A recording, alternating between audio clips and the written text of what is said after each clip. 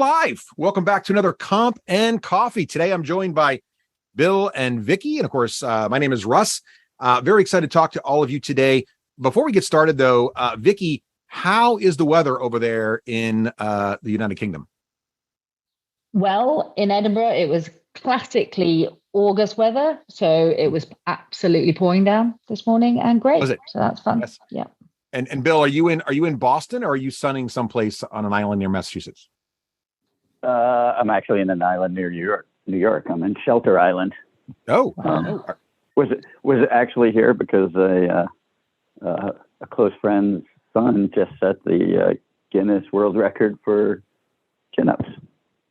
Oh, well, that's 60, what was the number? 6,757 chin-ups in a 24-hour period. Wow, that is wow. So does someone just sit there and watch him doing chin-ups the whole time? Is that how that works? Oh, there's all kinds of rules about it. Those aren't official numbers. That's how he ended the day, but they have to now submit everything to Guinness in London, for review and making sure. Well, now I feel bad because we outed his total on the air, and some HR professionals out there starting their chin-ups right now to try to beat him. Well, so, good luck out there. Well, it's more complicated. Somebody else was doing the exact same thing in Canada the same day. So there was some drama. Wow. That is drama. Do you have like a live side-by-side YouTube stream of who's going to win? I feel like there's opportunities here. Anyway, we should move on to compensation. We were just chatting the other day, and an interesting topic came up, and Vicky brought it up, and then Bill and I were like, this would be a great podcast episode, which was this idea of, is HR paid less than finance, on average, right? And since the finance role is not all the time, but typically male, and the HR role is not all the time, but typically female, is this something we should be keeping an eye on? Like, so is the CHRO or the chief people officer, is that just as critical as your CFO and all the roles in between, right? As you grow in your career, who's your more than why? And before we get into the data and sort of thinking about, is this a problem? Is it really happening? And then also, what can we do about it? Thought I'd start off by asking HEV, and we'll start with Vicky, and then Bill, ask you to chime in. Vicky, what do you think? Do you think HR is as critical to our organization as finance? And should we be thinking about these roles as sort of equally important support functions for the organization to execute?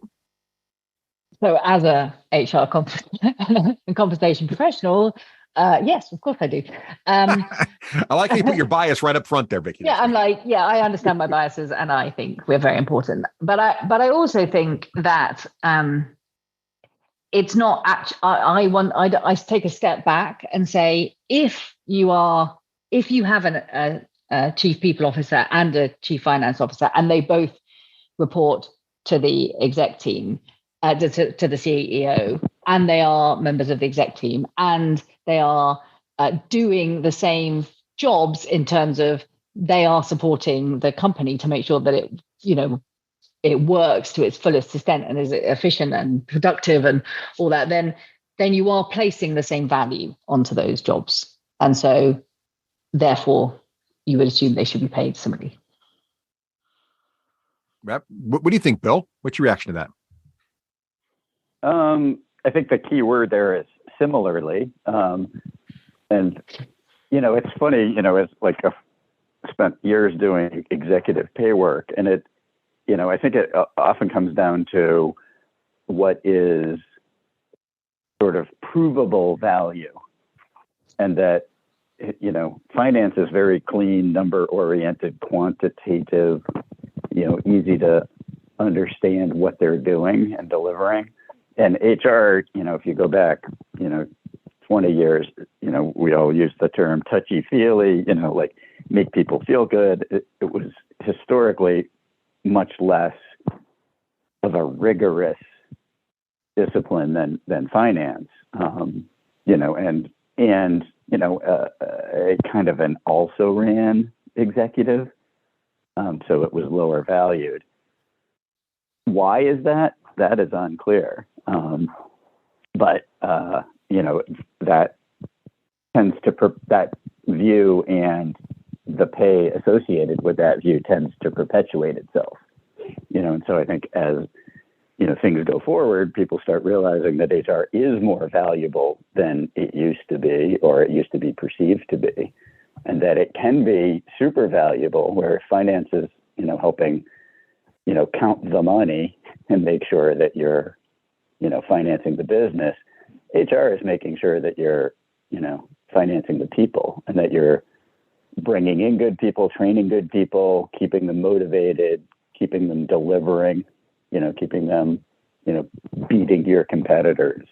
And that a well-executed HR department is very valuable to the company's top line and bottom line. Yeah, I think you hit on something there. You both did, and Bill, when you mentioned sort of the legacy thinking, HR hasn't had a seat at the table as long as finance, but from my perspective, their roles are more similar than different. And hear me out on this, because you're right. I mean, obviously the skills are different. The skills are very different, right? But from a point of view of, at the end of the day, I think they're both resource management roles, right? You've got the resource of money, which is really critically important. And if it's not well managed and well thought through, the business will fail. And of course, it's the number one metric that most boards of directors care about. So they couldn't imagine a world without a CFO, right? And so the chief financial officer is super critical role from that perspective. They're always in the closed board sessions, right? They're always involved in everything. But the interesting thing is, just as you can't operate a business without good financial oversight, you also can't operate a business without people. And so the other resource is your people management resource. And it's only recently, like last couple of decades, maybe 3 decades, we've really figured out that, the people resource is just, if not more important in many ways than the financial resource, because if you screw over your people, or you don't think about your people carefully, all of a sudden, all the money in the world won't get the job done. Mm-hmm. And so there's this companies that have highly functioning, corporate cultures and HR, attracting, retention, intern programs, constantly feeding the funnel so they don't run out of workers, and they're being proactive and strategic, are way more effective than companies who have extremely talented CFOs, but virtually, not even an executive level HR, maybe not even a VP of HR, and maybe a very, very light approach to talent management. That's just my opinion. Again, I also have a bias as someone who's been in the HR software space for a long time, but that's how I see both of these roles. And I'm excited that there are so many more chief people officers and CHROs today than there were, even just a couple decades ago. So it seems like that's the case anyway. I may be overstating that, but I feel like that's true. So let's get into, first of all, let's talk a little bit about, is it true? I mean, I think we all have this perception, and I'm curious if our listeners have this perception too, but maybe, the title of the show is, should HR be paid less than finance? Is HR being paid less than finance? I know, Vicky, you were looking at a bunch of different data sources, here at PayScale. We have all kinds of data sources at our fingertips, all of our friends in the survey business. We have tons of our own data we look through, and we sort through all this stuff and kind of do all kinds of analysis. That's one of the aspects of Vicky's job. She's very good at it. So Vicky, you've been going through all these different data sources. What are some of the early insights you kind of found? What are some of the things that kind of caught your eye as you started looking through this? Yeah. So obviously it's quite hard when you're kind of, tied a bit to job titles, and because, trying to make sure that people are comparable at the levels that they're at. But what I was trying to do was just look at like the different kind of roles and including years of experience with that, so that I could sort of try and make sure that, they've had to have had a qualification. Both HR and finance require generally a bachelor's degree, but also some kind of qualification within their own field. And so, you're talking about an equal level of kind of qualifications and then experience on top of that. And what I found was that for the first couple of roles, your kind of analyst roles, then actually the numbers are quite similar. And that's up to about sort of when you say an analyst, you mean like an HR analyst? What's the difference? So like a comp analyst versus a finance analyst within a company, mm-hmm. Then they who've got like 2 years experience, 4 years experience, they're actually quite similar.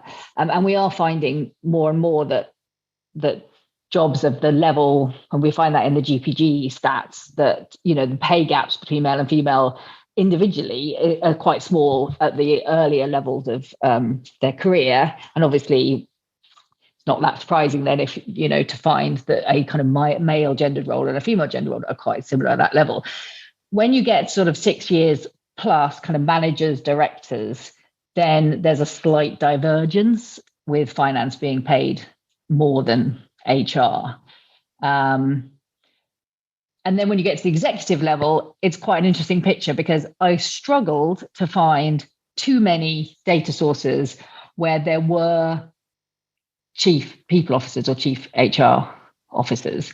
And so sometimes within the data, we're finding that executive VP HR is actually paid more than executive VP of finance. But of course, there's also a CFO then, whereas that might be the highest job in some companies. And so it kind of does come a bit more together at that point. But I can't compare truly, I think, the HR, CFO roles with the data that I found. Interesting. So it seems like, Bill, what's your reaction to all that? Because Vicky covered a lot of ground there. Yeah, and I have a hard time responding to lots of ground covered in one continuous. Let's talk about the lower roles first. Why do you think it is that they progress so well at the lower levels? What's funny is, I think Vicky hits on it at the end when she's talking about chief roles. Lower roles, when you add the word analyst, you're basically implying the same kind of level of like clarity, quantitativeness. You're looking for analytical people. One category of them is dealing strictly with dollars, and the other category is dealing with, HR metrics, performance and dollars and, training, et cetera. And so I think you're seeing more the fact that analytical skills are starting to, or have started to, even out across functions. And you probably see the same thing with marketing analysts, with, sales analysts, across the organization. And that maybe that's a good sign. And I emphasize maybe because I'm just like thinking out loud here, is that as companies are recruiting, new hires out of college, it's sort of what skill set do you have? You have an analytical skill set, and how do you want to apply that, like in the workforce? And you start to say, these people have the same skills, so we should be paying them the same or similarly. So that could be a good sign if my guess is right. But and then as we sort of go, further up the food chain, one thing that's important to remember is all of this data is a snapshot in time. And so when Vicky's talking about, as people get to 6 years, experience or 10 years experience in their career, the two roles, HR and finance, tend to diverge. That's not the same people that started at those analyst jobs at comparable salaries. These are people that started 6 years ago or 10 years ago, and probably started with a gap. Right. And now the gap is getting wider, or you're seeing the gap now getting wider. And then getting to the CHRO versus or chief people officer versus chief financial officer, I think like that's a bit trickier, because I think the C part has evolved, and it's historically it was chief executive officer, chief operating officer, chief financial officer. Those were the three chiefs. If you go back to say the 70s or the 80s, and then you have the technology boom, you have chief technology officer, the CTO, and then all of a sudden, what's happened is you've created a new class. Back in the old days, the senior HR person, the senior salesperson, the senior marketing person were VP, EVP, SVP.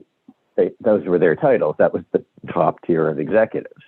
But then one by one, they all sort of, had wanted C titles, because they wanted, that was considered the top tier. And so you start getting a chief sales officer, chief marketing officer, and now chief HR officer, chief people officer. But is a chief people officer higher than an EVP of HR, EVP of people? It's unclear. And I think over time, we'll evolve into a common set. But it's funny, even as I'm saying this, one of the things that I think is problematic for HR, swear to God, I just realized this as we're talking, is about every 10 years, we change what that function is called. It used to be personnel, it used to be human resources. Now it's like, the people organization. And it's sort of hard to say, to justify your value when you can't even settle on what it is you do. I mean, in all that time, finance has been finance. And so I sort of, wonder, like, what can HR do to say, we're here, we're delivering, pay us for it. A challenge, Russ, Vicky, anyone? Am I on to something? You had a lot there too. I think there's two parts, and then Vicky, I'd love to hear your thoughts it's okay when it Bill's comes thoughts. to me. Yeah, the first thing, you had a lot of thoughts in there, Bill, honestly, but a couple that jumped out at me were your last few, although all of them were excellent. The first one was, thank you. You mentioned how the C-suite has grown over the years, right? And so it's almost like, if you think about it, the CPO and or CHRO or whatever, whichever we are going with, is one of the newer C's. So that could be part of it, right? Like, it's relatively new, and so it's taken a while to balance out.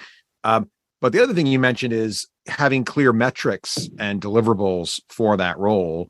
I think you could think about, rate of hire and retention, time to hire.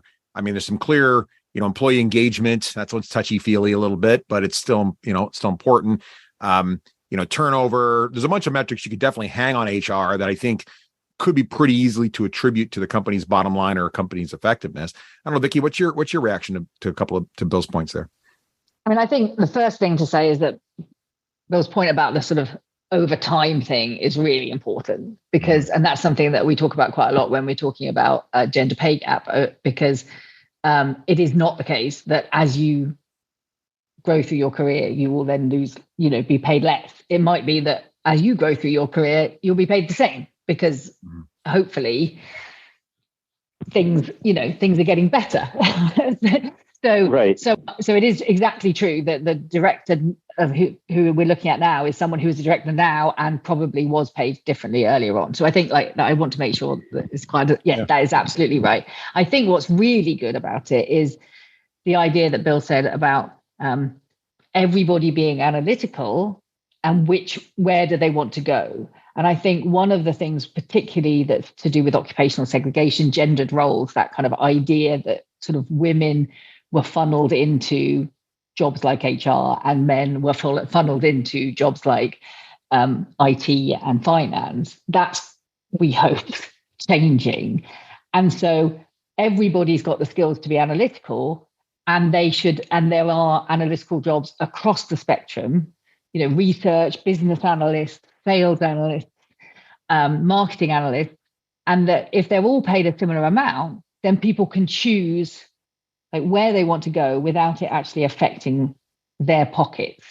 And so I do think that my hope is that the world is getting better and that the data over time will get easier. The question is whether or not companies need to be thinking about whether to look at their own data now and see whether they've got any kind of disparities that they can't explain between people. And so if you've got two people at the seat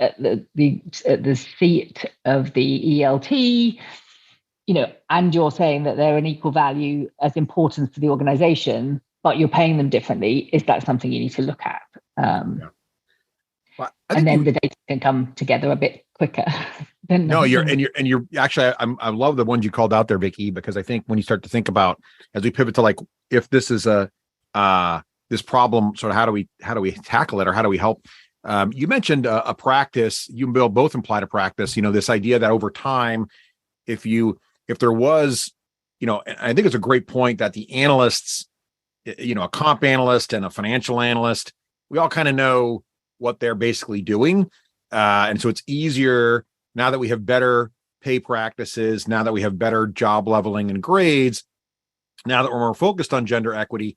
Today, those roles are probably paid really close to, well, according to the data, they are paid close to the same. And hopefully based on gender, they're also very closely the same, regardless of gender, because it's easy to fix. One of the pay practices we've got to get out of, I think, is this idea, and I have a story to share about this idea that, when it comes time for merit, it's less about your current role against market and more about just, well, you're currently paid X and a 4% raise is a lot and you're a top performer, so we're going to give you 4%. Because what happens is these people, to your guys' point, who started as analysts, back in the day, maybe the female and HR analysts in particular, or comp analysts in particular, who were paid less because, society wasn't as evolved as it is now, as they've progressed in their career, even if they're killing it and getting promoted, and they're like, oh yeah, you've done great. Here's a 5% promotion. Here's a 5% merit increase. Then you're never going to catch up unless we get to the point where it's like, actually, what market is this? This is the role you're now in. We will pay you at market, even if that bump is significantly higher than anyone is normally comfortable giving. Because if you go to the street to hire that person, you got to pay that much. Does that sound right, Bill? Yeah, and I'm going to say there's three things. One is if you're not seeing some crazy, unusual bumps in salary across your organization, on a regular basis, you're probably missing something. Because there's always somebody that's way under market or underpaid. So it's just like, if everything is smooth and easy at 3 or 4%, you're doing something wrong. Yeah. Absolutely. The second one is the analyst thing is a little self-promotional, is about skills. Like the reason we're all comfortable that we know what an analyst does is because we all take the logical leap of an analyst has a certain set of skills, and how you apply those skills is not relevant to the value of those skills. Mm-hmm. So, and then the third thing, which is sort of, you both touched on this, and Russ, you kind of got at it, but I'm going to go the opposite direction. Top down is if your executives are not all paid the same, whoever's at the proverbial table, and we'll just, since we're talking about finance and HR, and we love our finance friends, by the way, but if the top HR person is paid less than the top finance person, just imagine what happens in their organizations. It's a sort of a form of compression. The number 2 person in finance can be paid more than the number 2 person in HR, or the second tier, and then the third tier, all the way down. And so you don't have as much room to give people more money, because then they start, catching up with their bosses and so on. And so there is some sort of critical, I don't want to go too communist here, but, having all of the top tier people paid at the same level kind of opens up the organization to pay all the people below comparably. Now you do have to make sure that you're delivering the same value. Bill, that's not communist, Bill. That's grade-based structures. I'm pretty sure. Yeah, exactly. So Vicky, we could do a podcast on that. Well, we have before, but I just wanted to point that out. I feel like grade-based structures, and this is sort of an interesting conversation, and it's almost like it's not we've already done a podcast around job-based ranges versus grade-based structures, and I think this is another great example of the value of grade-based structures, especially around job title. Although I want to come back to skills, because I want to understand how skills should impact grade-based structures, if at all. But Vicky, it sounds like what Bill just said is, hey, if you did your grade-based structures right, these kinds of problems would be easier to spot and correct. Does that sound right? Yeah, absolutely. And your point about the percentage, obviously we've had the everyone's getting paid 3% for the last, I don't know how many years. So that is an issue. And that's one of the reasons why we have salary history bands in job increases now, because it's that paying on top of a job that was already paid less than, back to grade-based structures. If you've got a structure, then your top level would be, well, take out the CEO, would be the exec team. And if everybody is the same value, and remember, that's also explaining to the organization in a way that we value these roles the same, and we value these people in these organizations the same, then what you would have is a grade that is that group, and you would have a range that all the people within that group would be paid within that range. Now, you may have differences between them due to factors like, performance, or potentially like a particular skill, like Bill was talking about. So that it's not to say everyone's paid exactly the same, but it's keeping everybody within a certain amount, because you're saying you value them within this amount. And then, of course, that then goes down, as Bill said, down the organization, and then the next level and the next level. So you actually then are looking across the organization as well as within one organization. And it helps a lot with pay equity. I think that's right. Bill, does that seem right to you? Do you think grade-based structures are the way to tackle this? Yeah, I think they are a way to tackle it. And the structures, sort of embedded in the structures are the skills associated with that grade, that level. Mm-hmm. I do think it's sort of like this multi-dimensional problem. And that I think we keep wanting to find a simple one-dimensional solution to a, three-dimensional problem. Mm.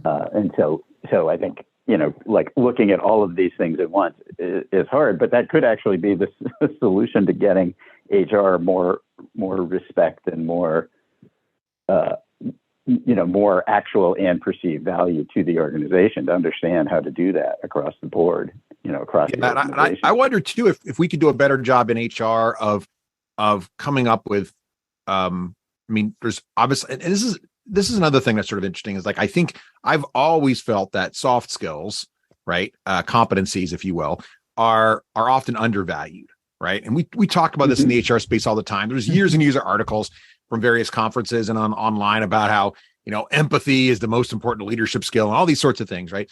And so there's these skills that we can't quantify. But the interesting thing is the unquantifiable soft skills, competencies that you might have are in many ways more valuable than the quantifiable skills. Like, there are millions of people out there that can kill it with an Excel spreadsheet and understand finance really, really well. But there's a lot less CFOs that could actually be a good people leader and actually get people excited and rally around an idea or a set of core values, or making the company a better place to work. Like, in fact, it's almost, sometimes those analytic skills are antithetical to the kind of skills you need. It's just left brain, right brain sort of thing. It's just how people are. It's why a lot of engineers aren't great public speakers. So it's kind of an interesting dynamic, right? And so I wonder if in the HR space, we could think of better ways to tie skills that we can measure and outcomes that we can measure to these roles, to make it clearer why they should be in these things. Kind of like how I started us off today about the retention rates and times to hire and delivery rates and those sorts of things, because I think that's sort of the missing thing. As long as people think HR is touchy-feely and isn't tied to execution, which I think is completely wrong. Of course, it's tied directly to execution. We're always going to have that perception, and we're going to view the role as less critical than roles that we can easily quantify. Any reaction to that? No, absolutely. And it is about, I think the difficulty is that it's kind of easier to quantify those skills that are analytical, because just like Bill said right at the beginning, why you could quantify what a CFO was doing and not quantify what an HRO was doing is because it's related to, like, the numbers, or like an actual, some of, particularly IT, we talk about skills, and it's really easy to talk about skills within IT because they've got certificates attached to them. Right. Whereas, of course, with the pandemic, we found that, like, the most important skill that everyone needs is empathy on Zoom, which is not something that's easily quantifiable, although everybody knows who's got it and who hasn't, So, if we could quantify those, I think that would make a massive difference. And that's where sort of skills architecture comes in, right?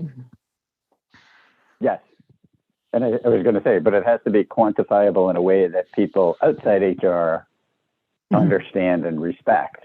And it is hard because the whole, sort of the whole world understands financial metrics at some level, and there's a consistent, pedagogy of those things. But HR, it's sort of always trying to justify itself. But one of the things I think would be interesting is if you look at your organization, and assume there's no COO in your organization, who should be the COO? Should it be the CFO or CHRO? And I think that tells you which one is more valuable to the organization.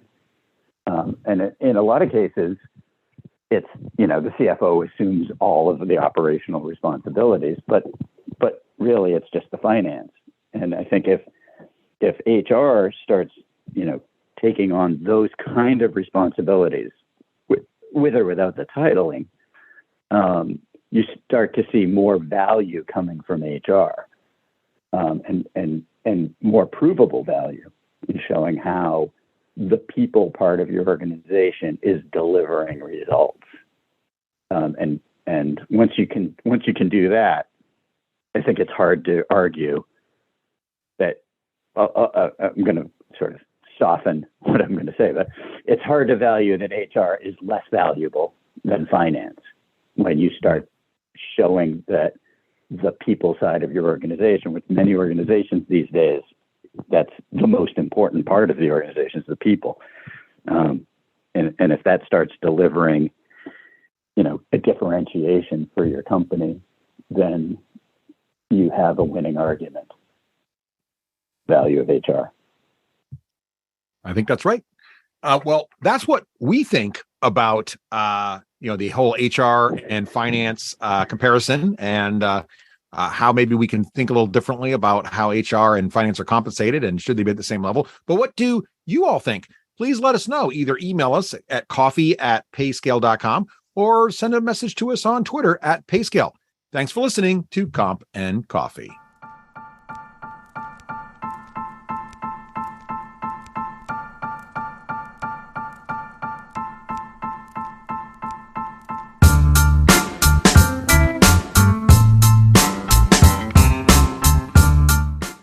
Comp and Coffee is a PayScale production dedicated to the compensation community. We welcome your feedback. Send email to coffee@payscale.com, tweet us @payscale, or share your thoughts in our PayScale Connect community. Until next time, keep your coffee hot and your data fresh.